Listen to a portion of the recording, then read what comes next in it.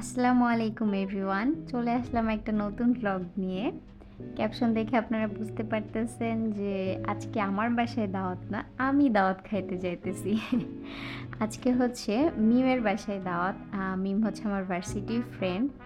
তো আমি আর আম্মু হচ্ছে রওনা দিচ্ছি। আর আমি আমার হাতের বানানো স্পেশাল কেক নিয়ে যাচ্ছি আজকে ওর জন্য। কারণ ও কখনো আসলে কেক খায় নাই, মানে আমার হাতের বানানোর। তো ওর বাসা হচ্ছে মতিঝিল মুগদাতে।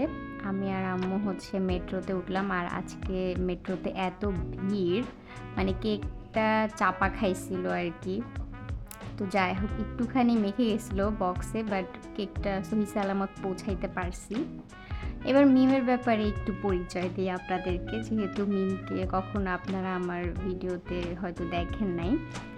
ভার্সিটিতে যেদিন আমরা ভর্তি হই সেদিন আমরা হচ্ছে একই হোস্টেলে উঠছিলাম, এবং প্রথম 6 মাস পরে আমি মিমের সাথে রুমমেট হয়েছিলাম।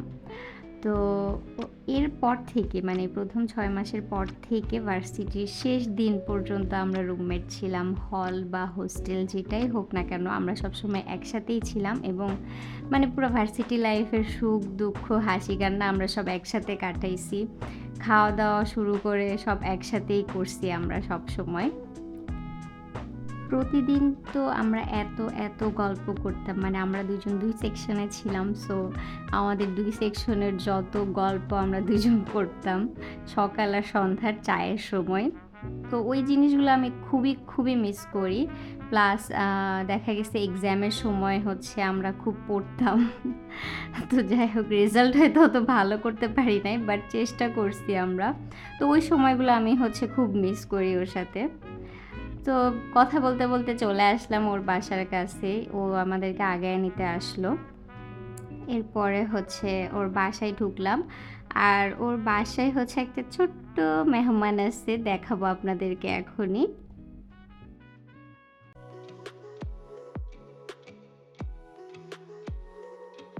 এই যে এটা হচ্ছে ওদের বাসার ছোট্ট সদস্য, যে গেটটা খোলা পেলেই দৌড় দেওয়ার চেষ্টা করে।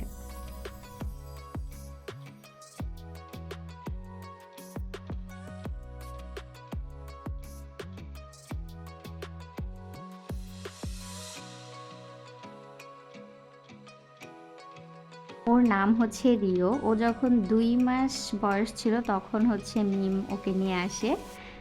ও হচ্ছে পার্সিয়ান বিড়াল। এখন একটু বড় হয়েছে, প্রায় 7 মাস হয়ে গেছে মিমদের বাসায়। একটু পশম টশম বড় হয়েছে, দেখতে খুবই ভালো লাগে, খুবই কিউট আর এত সফট। সারাদিন এটার পিছিয়ে মিম আর আন্টির সময় চলে যায়। মানে একটা বিড়াল পালা মানে আসলে একটা বাচ্চা পালার সমান। ওকে খাইতে দেওয়া, গোসল করানো, ওর পিছে থাকা, মানে কখন কোথায় গেল। আবার ওরা হচ্ছে বারান্দার চারপাশে সব দিক দিয়ে নেট দিয়ে রাখছে যাতে চলে না যায়। ও হচ্ছে ফাঁকা পেলেই চলে যাওয়ার চেষ্টা করে।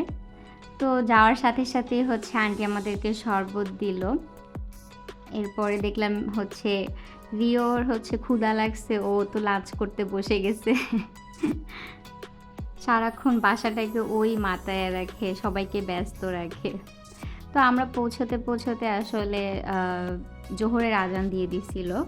একটু পরেই হচ্ছে আন্টি আমাদেরকে খেতে দিয়ে দিল। আন্টি অনেক আয়োজন করছিল আমাদের, মাত্র 2 জন মানুষের জন্য আন্টি এত কিছু রান্না করছে। গরুর মাংস, রোস্ট, ডিম, আবার আমার জন্য স্পেশাল এই ছোট মাছটা করছে। আমি হচ্ছে ছোট মাছ পছন্দ করি, মিম তো খাই না একদমই ছোট মাছ। তো ওই ছোট মাছটা আন্টি স্পেশালি আমার জন্য করছিল। অ্যান্ড ছোট মাছটা খুবই মজা হয়েছিল। আমি এত খাবার খাইছি যে লাস্টে আমি মানে পেট আমার ফুলে গেছিলো, মানে আমি আসলে সব খেয়ে উঠতে পারতেছিলাম না। তাও আমি সব কিছু ট্রাই করার চেষ্টা করছি। অ্যান্ড আমার কাছে খাবার খুবই ভালো লাগছে। আন্টির হাতের রান্না তো আমি এর আগেও খাইছি, কারণ আমরা হচ্ছে ভার্সিটিতে থাকাকালীন খাবার নিয়ে যেতাম বাসা থেকে, ওখানে ফ্রিজে রেখে রেখে আমরা খাবার খাইতাম। তো ওই হিসাবে তো আন্টির খাবার আমি অনেক আগে থেকেই খাওয়ার অভ্যাস আছে, পছন্দ করি আর কি। তো এরপর খাওয়া দাওয়া শেষ করে হচ্ছে এদিকে আমরা বসে আছি। মিম হচ্ছে রিওকে খুব জ্বালাইতেছিল। আর আন্টি এদিকে আমাকে হচ্ছে পায়েস দিয়ে গেল। মেবি খেজুর গুড়ের পায়েস বা কি গুড়ের পায়েস আমার মনে নেই, বাট খুব মজা ছিল আর কি। পায়েসটা একটু ঠান্ডা ছিল, যেটা খেয়ে আসলে আমার গলা বসে গেছিলো। আর আমি যে হচ্ছে কেকটা নিয়ে গেছিলাম তামিম, মানে মিমের ছোট ভাই, ওর বার্থডে ছিল আসলে 10 তারিখে। তো ওকে দিয়ে আর কি কেকটা কাটাই আমরা উদ্বোধন করছি। কেকটা ভালোই হয়েছে, বাট আমার কাছে মনে হচ্ছে আমি হয়তো মিষ্টি একটু বেশি কম দিয়ে ফেলছি। মানে আমি মিষ্টি কম খাই, এর কারণে আমি কেকেও মিষ্টি অনেক কম দিয়ে ফেলছিলাম। তো ওরা বলছে যে ওদের নাকি ভালোই লাগছে। আচ্ছা যাই হোক, ভালো লাগলে তো ভালোই।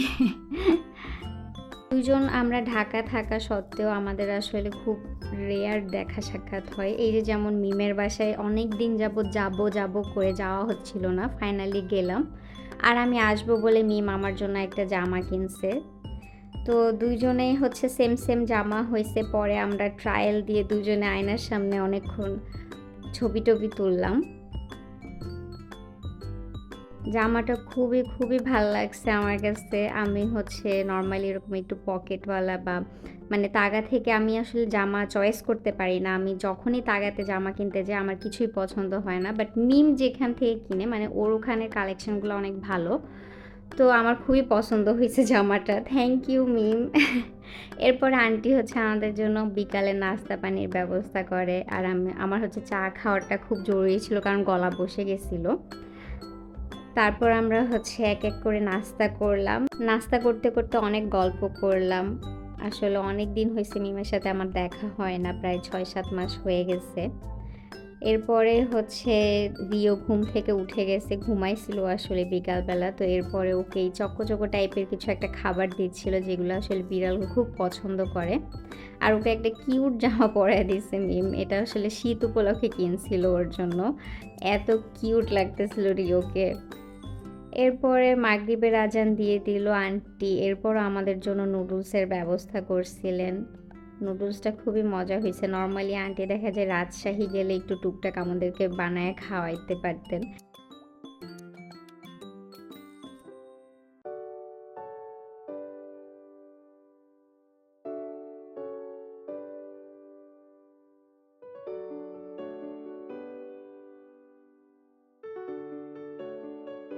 খাওয়ার পরে আমাদের আসলে বের হইতে হইলো, কারণ সময় হয়ে আসছিল বিদায় নেওয়ার। মতিঝিল থেকে আসলে মিরপুর আসা একটু সময় সাপেক্ষ ব্যাপারের জন্য একটু তাড়াতাড়ি বের হয়ে গেলাম আমি আর আম্মু। মিম আমাদেরকে নিচ পর্যন্ত আগায় দিয়ে আসলো। ওকে বাই বলে রওনা দিলাম বাসার উদ্দেশ্যে। দিনটা খুব তাড়াতাড়ি কেটে গেল। আসলে যাইতে দেরি হয়েছিল আমাদেরকে, আর একটু সময় হাতে নিয়ে যাওয়া উচিত ছিল, কারণ আসলে এতদিন পর দেখা, এত স্মৃতি, এত গল্প, ডেইলি কিছু না কিছু আমাদের হইতেই থাকে। দেখা যায় ডেইলি তো কথা বলা হয় না আগের মতো। আগের দিনগুলো আসলে অনেক মিস করি। মাঝে মাঝে আমি সন্ধ্যার চা খাইতে গেলে মনে হয়, ইস আজকে যদি মিম থাকতো, অনেক গল্প হইতো, ভার্সিটির এটা হইছে ওটা হইছে। দিনগুলো আসলে অনেক মিস করি। তো এই পর্যন্তই আজকের ভ্লগ। দেখা হবে আপনাদের সাথে অন্য কোনো ভ্লগে। সবাই ভালো থাকবেন।